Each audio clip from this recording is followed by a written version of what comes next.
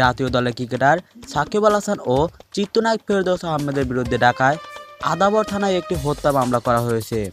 তারা দুজনেই আওয়ামী লীগের সাবেক সংসদ সদস্য। পোশাক কর্মী মোহাম্মদ রুবেলকে হত্যার নির্দেশদাতা হিসেবে এই মামলা করা হয়েছে। গতকাল বৃহস্পতিবার নিহত রুবেলের বাবা রফিকুল ইসলাম বাদী হয়ে মামলাটি করেছেন। কোটা সংস্কার আন্দোলনের পরে সরকার পতনের দাবিতে সংঘর্ষ চলাকালে 5 আগস্ট পোশাক কারখানার কর্মী রুবেলের গুলিবিদ্ধ হন, পরে চিকিৎসাধীন অবস্থায় মারা যান। পুলিশ সূত্র জানায় মামলার মাগুরা 1 আসনের সাবেক সংসদ সদস্য সাকিব আল হাসানকে 28 নম্বর আসামি করা হয়েছে, আর ঢাকা 10 আসনের সাবেক সংসদ সদস্য ফেরদৌস আহমেদকে 55 নম্বর আসামি করা হয়েছে। এ মামলায় সাবেক প্রধানমন্ত্রী শেখ হাসিনা এবং সড়ক পরিবহন ও সেতু মন্ত্রী ওবায়দুল কাদের সহ 156 জনকে আসামি করা হয়েছে। এতে অজ্ঞাত আরও 400-500 জনকে আসামি করা হয়েছে। আদাবর থানায় পরিদর্শক তদন্ত মোহাম্মদ রোজুল ইসলাম মামলার বিষয়টি নিশ্চিত করেছেন।